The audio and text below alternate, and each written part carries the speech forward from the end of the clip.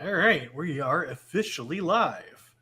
Yes. Um, so, hey everybody, I'm Richard Reid with Direct Link Realty. I've been a real estate agent, broker, investor for about 20 years, and I'm here with Chamara. And Chamara's got an interesting story, in particular on the multifamily side. So, I wanted to get his take and kind of share his story with everybody because a lot of people are interested in investing in real estate and they don't know quite how to get started or what path to take.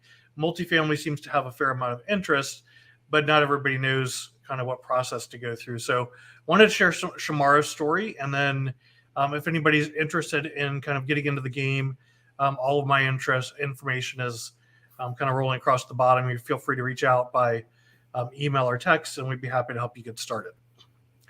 So, Shamar, you've invested now in several different multifamily properties, and Mhm. not just what most people think of in terms of getting started, like a duplex or triplex, but actual kind of larger apartment building Right. scenarios as well. So, let's go back to the very beginning. How did you get started? What was your first purchase like, and how did you go about that?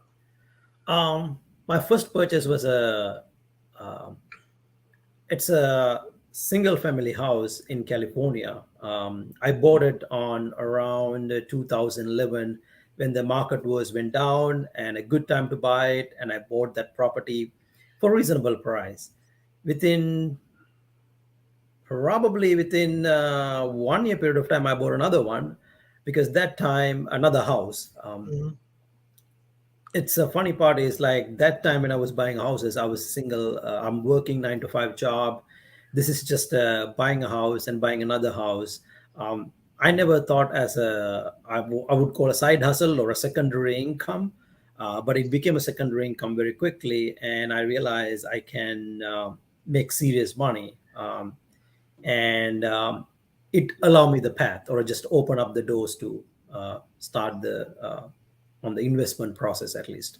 Okay, so let's unpack those for a second. So, when you bought the first one, were you living in California?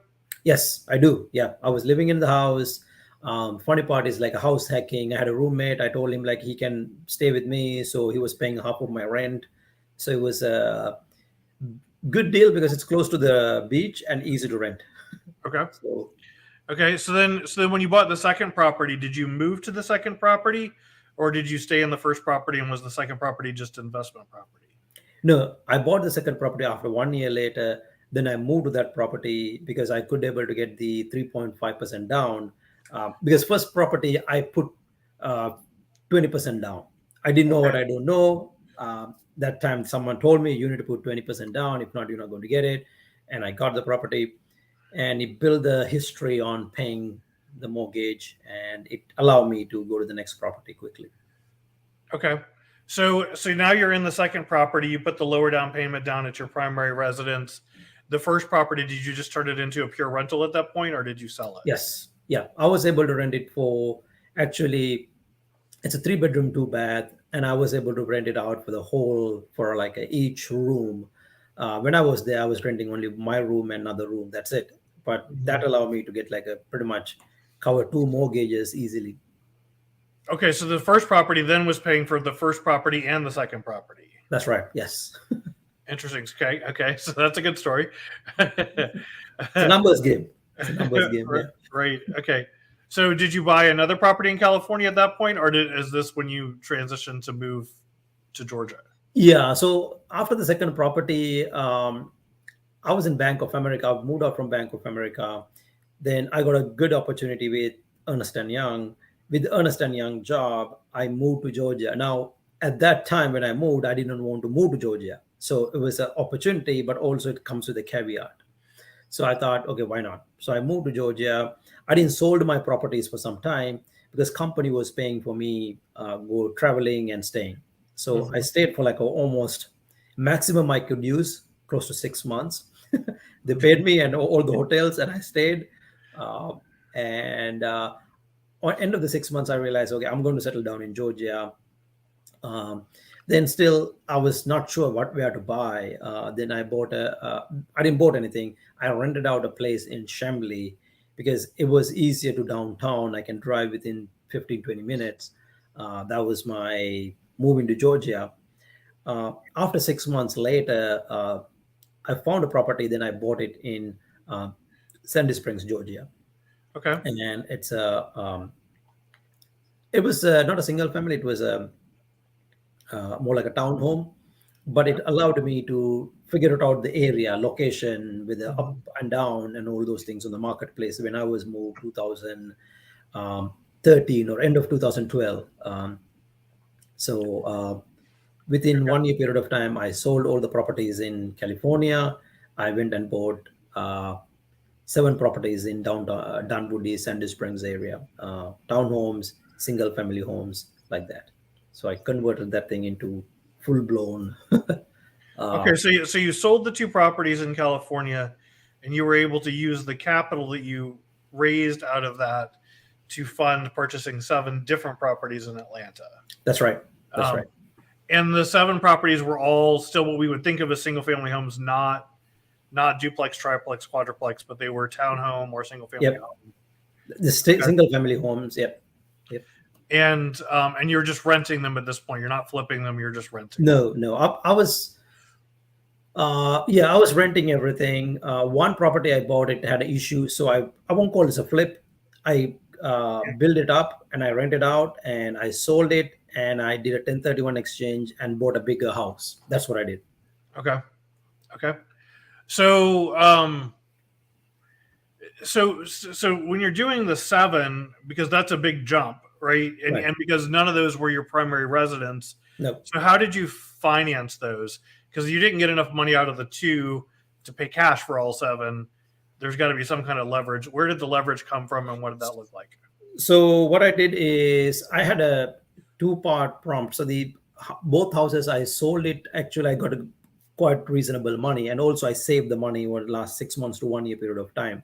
So Hmm. I went and I was able to find a bank who's able to do a loan up to you can have 10 loans under your name.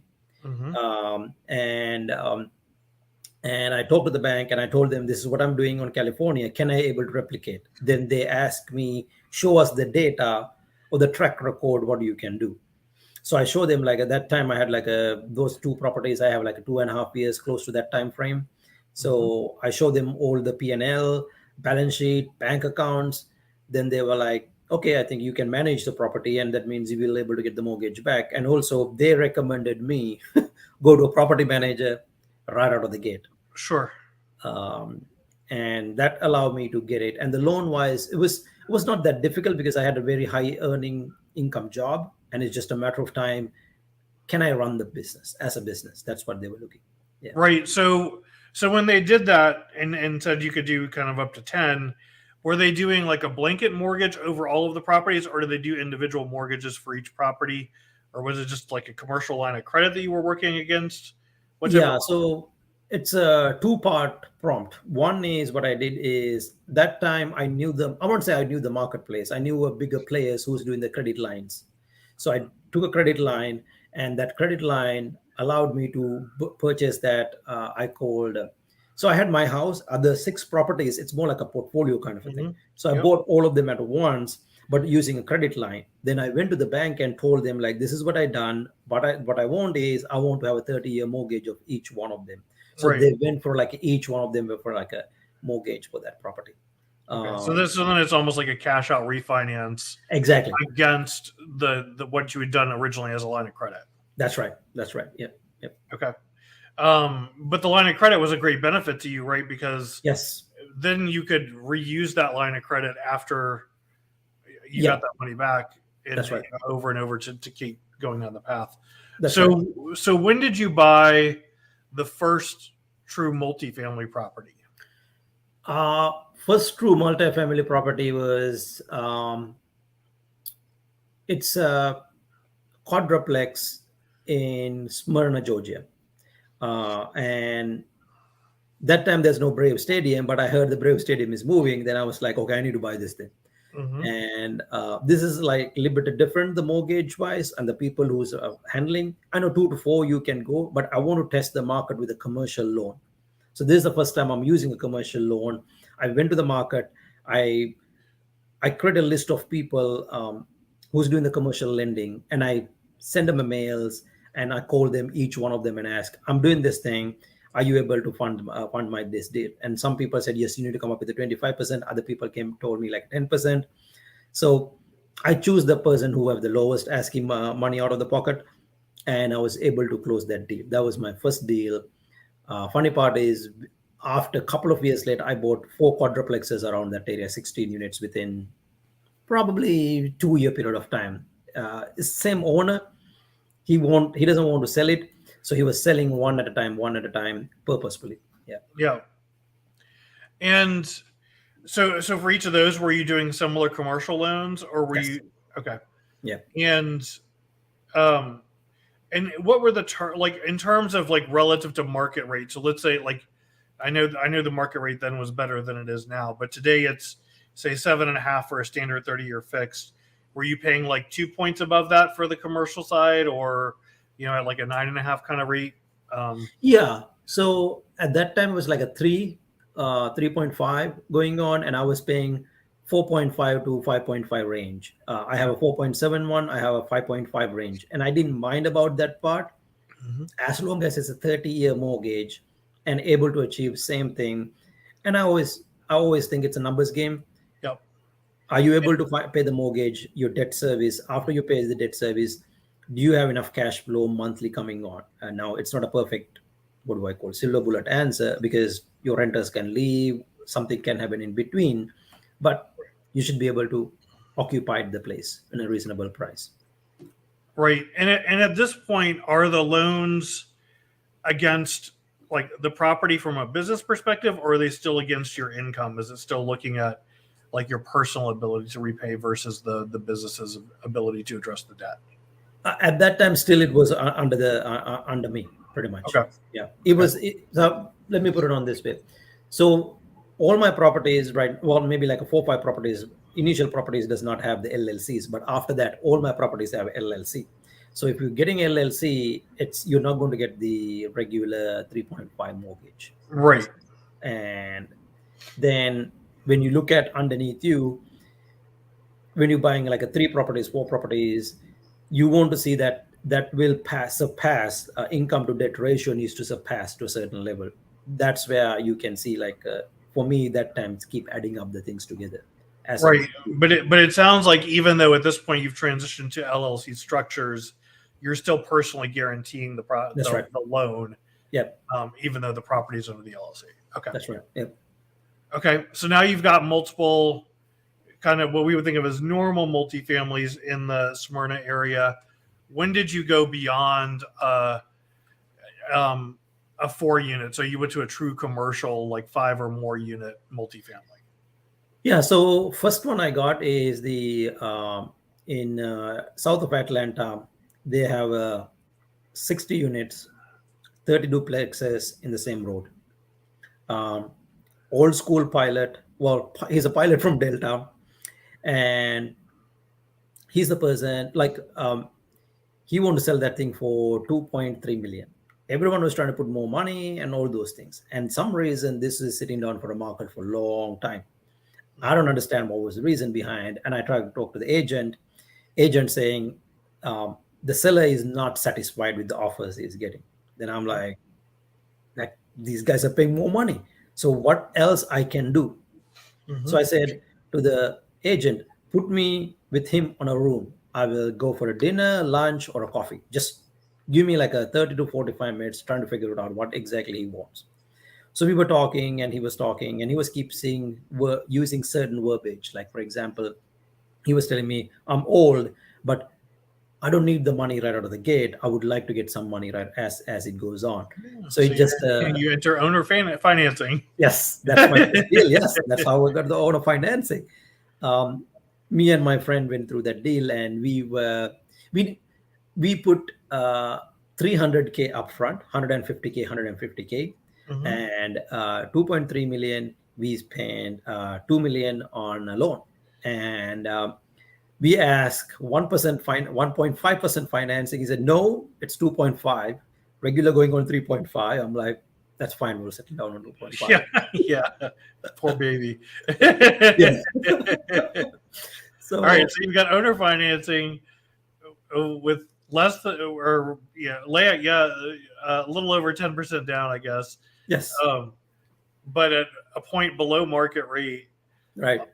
a point below market residential rate as a Right. commercial loan That's right. Yeah. And against the property, which yeah. lowers his tax structure, Right. his tax basis, and allows him to Yep. realize more money over time with Yep. without having to manage or deal with the properties. Yep. So now the properties are yours, Yes. and then this kind of sort of began your process of looking at larger deals. That's right. Yeah, and in it opened up my eyes on it's easier to do the larger deals than doing a single deals, because larger deals in my mind you can add the creative financing. After that, every deal I done, I almost done 25 deals to 30 deals. Every deal I done, I'm putting some sort of seller financing piece on there. Mm-hmm. I maybe done a one deal in Charlotte, not including a seller financing deal, Yep. but I bargain the price to a certain extent. So it's just a covering up. Um, it was that the deal first deal we done is a 10-year terms, and we were able to pay it very easily, and we refinance it, and also we made more money out of that part. So Okay.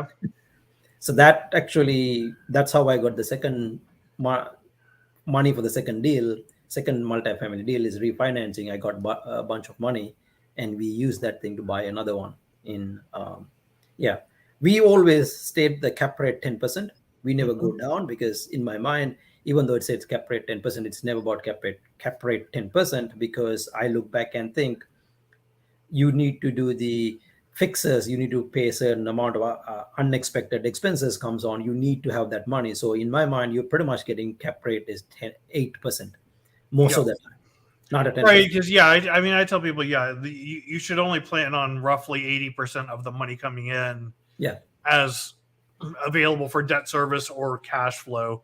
Yeah. The other 20% is improvements or repairs or Right. kind of or vacancy, Right. turnover kind of money. Right. So, okay, and so the first one that you did that was the larger multifamily, where you did the seller financing, that was also the first one where you brought a partner in. Yeah. Yep. That's the first one I bought a partner in, because he's the person who bought the deal to me. Then we trying to take it down, and he was a more experienced person than me, and he could see this stuff. So Okay. that's another thing. Yeah. Okay, and now you've done several bigger deals since then.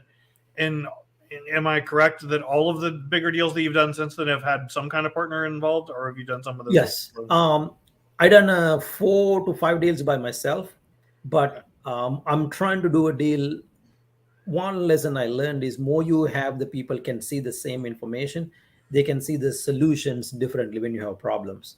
So I want to have a partner on any deal I do. I try not to do a deal without another person, not because of any other reason, because conflicts can happen regardless. But you need to Sure. have a good agreements, operating agreements, LLCs, and able to have the relationship, that professional relationship. It doesn't mean you need to go and have a drinks with every day, but you need Right. to have a professional relationship and have a tough conversation. That's the hardest part in my mind.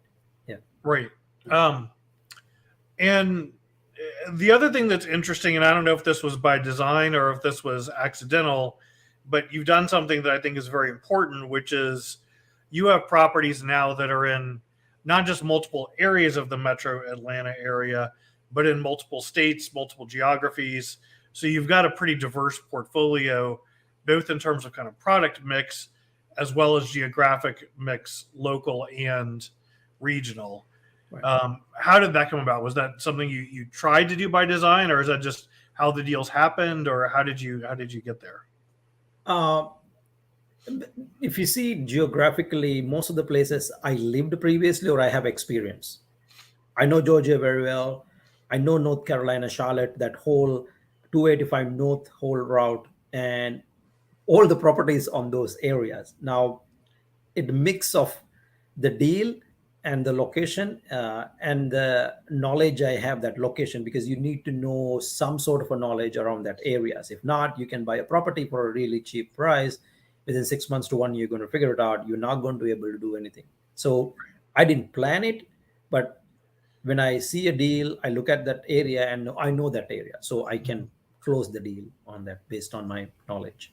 Right. So kind of a combination, a little accidental and a little Yep. um, based on the fact that you kind of been in several different places. I do think it's very important to know the area that you're investing in, or at the very least be working with somebody who has a lot of knowledge Right. about the area that you're investing in. But you need that kind of root local knowledge in order to Yes. understand the nuances of the deal and what really is good or bad about it, as well as kind of what the potential is, right? Because Right.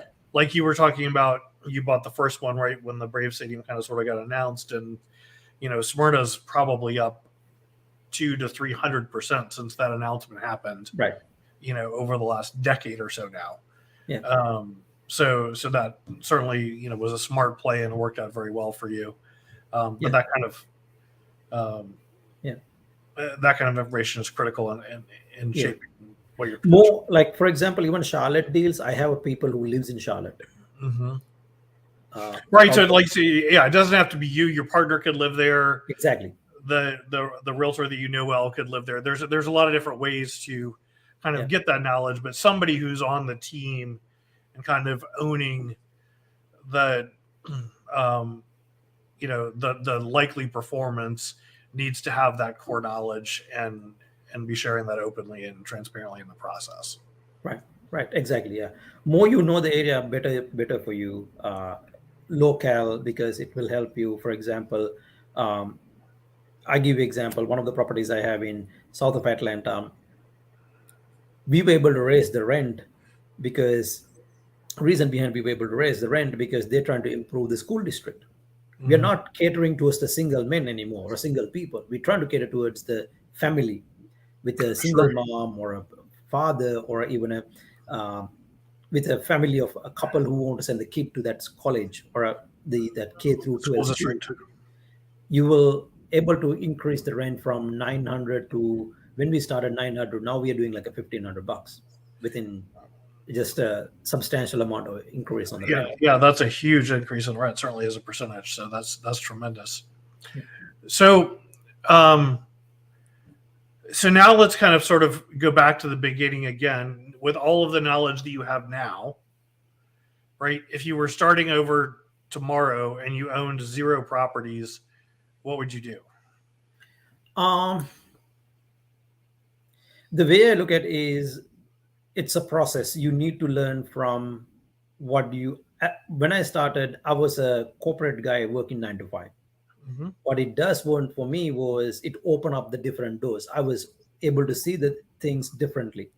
I still start with a single family. Now, yes, single family did not make a lot of money for me. I had a lot of headaches, but I learned the mortgage process. I learned the financing side. I learned the debt services. Um, I learned the expenses. So today, most of my property is running by a property manager, but I can go through line item by line item. I can tell you why this is expense and why this is not an expense. That experience, I won't have it if I didn't ran single families. Mm-hmm. Yeah, and I think I often tell people, especially if they're nervous and they're starting out, it's very easy to start out with your primary residence, Yeah. right? Like in your case, you started out really just by renting a room. Yeah. That was really Actually, kind of your first, well, my first deal is actually I was in college. I never paid a rent for anyone. uh-huh. I was in college. I had out of the dome. I've got a 2 bedroom, 2.5 bath place, and I was in one room. I rented out for the rest of the house for the people For the who rent, for party the or yeah, anything. So I never paid rent in most of my life, yeah, except I was in New York. yeah, I didn't have much choice. yeah. Everybody in New York, I think, So gets to pay at some point. So okay, so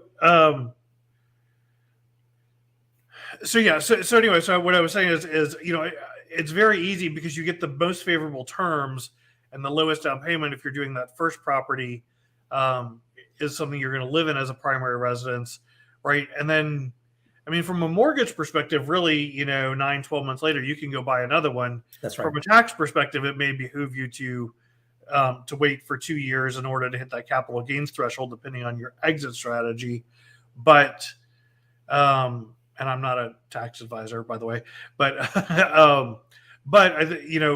it's easy for people to buy one and then buy their second property to live in, rent out the first one, Right. Another year or two later, buy a third one, Right. and that way you're putting very little money at risk because you're doing such a small down payment. Exactly.